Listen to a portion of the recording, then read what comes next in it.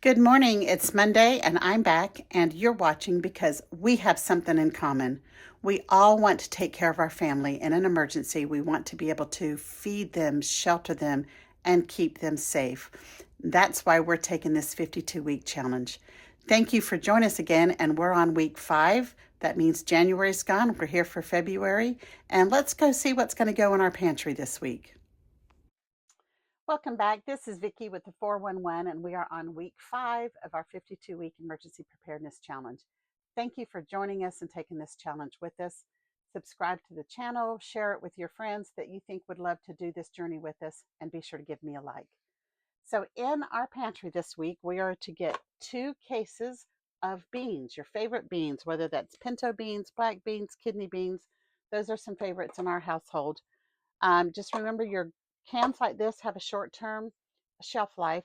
You can buy them by the bag and store them in jars like I have, because I had extra jars. You can do the bags that I've shown with rice and sugar. Those do well with beans as well. Or you can get the canned ones that are long-term shelf life. Also, it says to get 2 boxes or bags or something of instant potatoes. Get your favorite brand. Again, boxes or bags, you want to put those in a tub or a bucket of something that's kind of a thick plastic to keep it from rodents.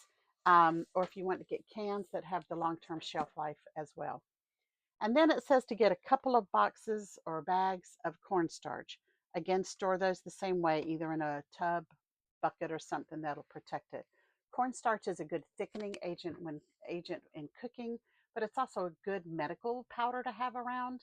Um, I don't know if you've ever been to the beach and the inside of your thighs get all heat rash and rub raw from sand, or my husband, out working on a sweaty day will get a heat rash, and cornstarch is a very comforting, soothing powder to put on that will help take care of those symptoms that you get. So let's see what's in our household items for this week.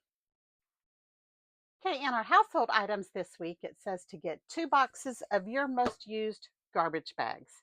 And I use these great big ones because I have great big trash cans and recycling bins in my kitchen. And these are good for putting blankets and stuff in, pillows and stuff that you want to store and get out of the way. I just love the large size ones. So that's what we use in our household the most.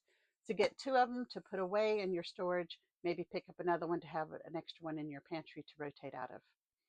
Then for our 72-hour survival backpacks, we also need to prepare a small first aid kit, whether that be something as simple as just some Neosporin and some extra Band-Aids. I throw a little feminine hygiene products in there. I have this little one that I love to travel with. It keeps my Tums, my Imodium AD, Pepto-Bismol, sinus medicine, chapsticks, more Band-Aids, and a few hand sanitizer things. Lightweight, easy to travel with, but sometimes will be just the perfect thing you need in just minor emergencies that would come up. Definitely don't not go to an ER if you feel like you need to go to an ER. Next, also in our money, we are adding $5 more to our bag this week. Anybody see the pattern here? We're on week 5 and we're now up to $5 a week. It does go up every week. So for the month of February, you might as well just plan on doing $26 per bag. So start stashing your little money now. I will tell you this, on about week 16 or 17, you'll stop putting them in your children's bags and it'll just be the adult bags. And it never comes to more than $30 a week. So it will build up to $30, but it maintains at $30. And then the last month, there's no more money going in it. It's different things to add to it. So just wanted to fill you in on that. Also, the for our family preparedness this week, talk to your kid, not talk to your kids, but bring your kids in to their rooms, look at the layout of their room, see if there's a bookcase where things could get pulled out of, or toy box where things can get pulled out of, anything that might block your exit path out of their room at night if there's an emergency. You want to make sure their shoes and their flashlights by their bed, either in a bag or just on the floor or on the nightstand, but make sure they have a safe exit route. Same thing for your room, adult's room, but most times it's the children that stumble and will trip over a stuffed animal, step on a toy. but you want to make sure there's a clear path. So if you just need to rearrange the room a little bit, that would be helpful. For our water storage this week, it says to get 3 of these flour sack cloths, dishcloths, and put them in a Ziploc bag and put it in your family tub, your tub of stuff. These are nice size cloths and they're good for a variety of things.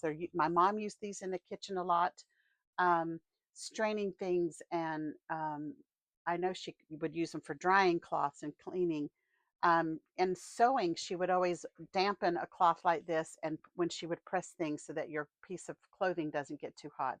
It's good for first aid. It's big enough you can make a sling if you had to. You can make a tourniquet. You could use it to wrap a big cut that a band-aid won't cover. So they're good to have around. Wash them first so that they would be absorbent. They're also good to use for baby diapers in an emergency. They're also good for drying your hair because you're not supposed to use a regular bath towel to dry your hair. It causes frizzes. So anyway, something like this is better to dry your hair. So you'll have a few of those stashed aside when you need it. So that's it for today. Thank you for watching week 5. Next week is week 6, and we'll be back. And I hope you take the time to subscribe, share this with your friends, give it a like, and we'll see you next week. Bye.